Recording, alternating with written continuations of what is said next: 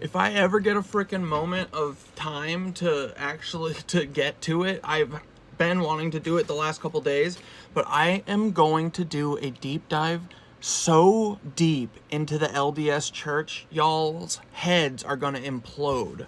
It's going to become the singularity. You're going to, like, the black hole's going to collapse in your brain when you find out where Mormons come from. You want the short version real quick? Joseph Smith was a grave robbing magician grifter whose family practiced occult magic, like ritual magic, which is fine, it's like the 1800s or whatever. Like, they don't know about freaking germs and science and stuff. But he knowingly hid from the public how into the occult his family was. His mom, his dad, they were all practicing like left-hand magic and stuff. Like deep occult left-hand magic. And this is why I think when you get to the top of the Mormon church, I do think that this Lucifer stuff is coming from that. I think it's like Scientology. You get to a certain level and they're like, yo, you've already come this far, so there's literally no way that you can back out and be like, this is wrong. But now that you've given all of your money, every single dollar that you've ever had, you basically gave to this church. But hey, guess what? We're actually not praying to God. We're praying to Lucifer. What? You want to know why we kick so much ass? It's because it wasn't God. It was Lucifer, you dingus. That's what Joseph Smith said to his wife, who was like a saint and like believed him and let him tell his fantasy stories about sticking. Dude, this is where the Book of Mormon came from. You know this? It came from Joseph Smith doing this. He's an emu. He's just like the billionaires, just burying his face when the time came to shine.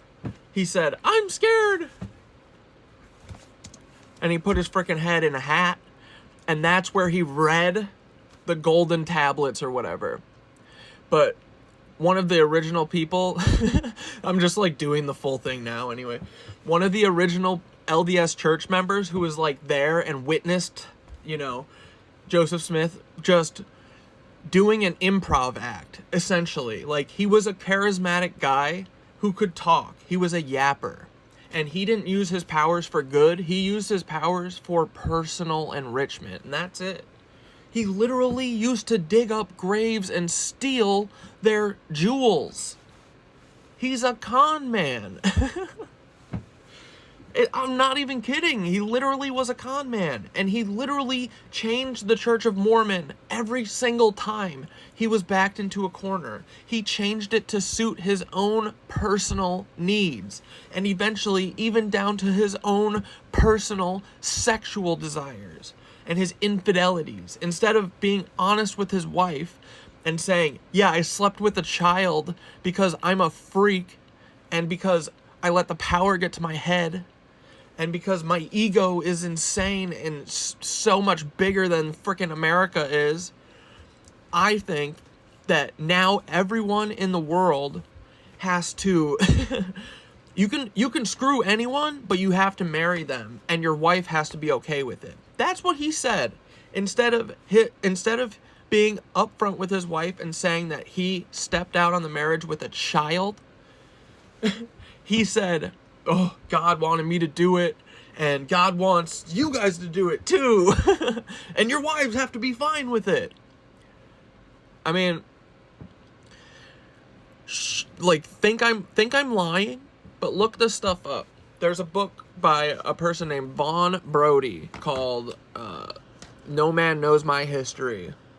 That is the true history of Joseph Smith. He was a con through and through. And you know what? He instilled in his people that they need to do false flags and they need to strike first before anyone can strike them. Because he knows that they're doing bad. they're doing the wrong thing, and they're pretending like it's religion. It's not. It's narcissism. And all of you people who follow it are just feeding into it.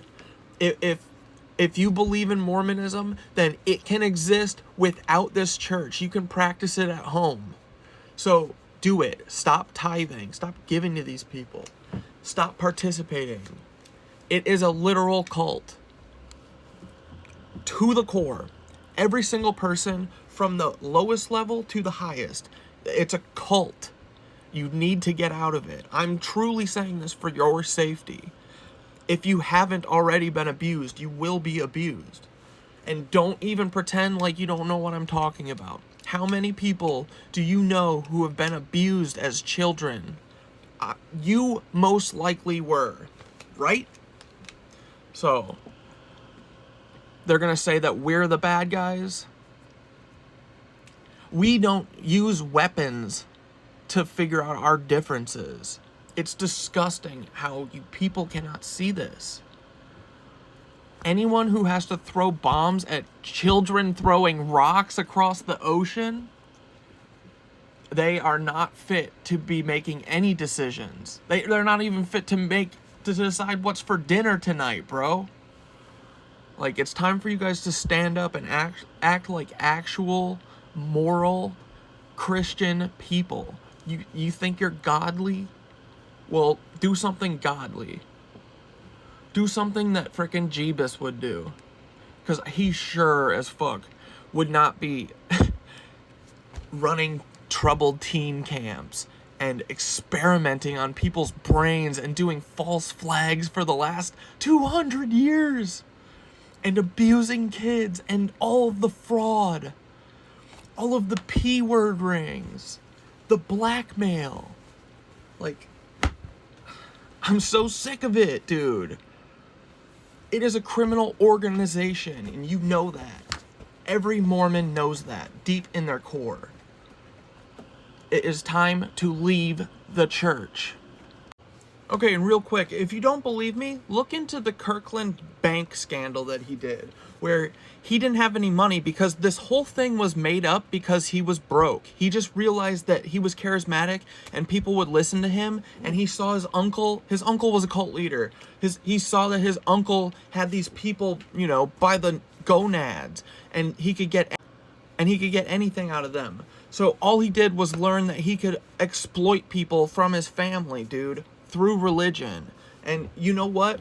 So he said, I don't have any money, but I have a bunch of people that are around me, so I can do whatever. So I'm going to make a fake bank, and I'm just going to print unlimited money and give it all to myself. And then the United States said, this is fraud, and then gave him a bunch of fines or something. He owed like $30,000 in freaking 1837 or something. And you know what he did? This is what Joseph Smith always did. Anytime he's backed into a corner, oh, brother, I've seen a prophecy. I see a prophecy that says God says that my parishioners need to pay my debts. I'm not kidding. Like, you think I'm joking, bro. You have no excuse not to read this. Every BYU person, go on archive.org, type in "No man knows my history" and get to reading. You need to read this book. You think I'm a freaking liar?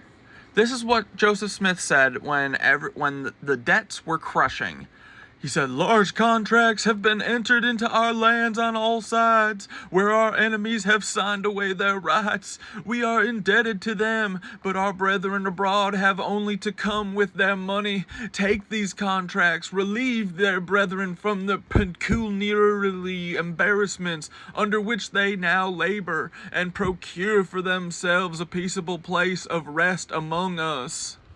That's a mother effer squirreling out of his debts. That's saying, you guys do it, please.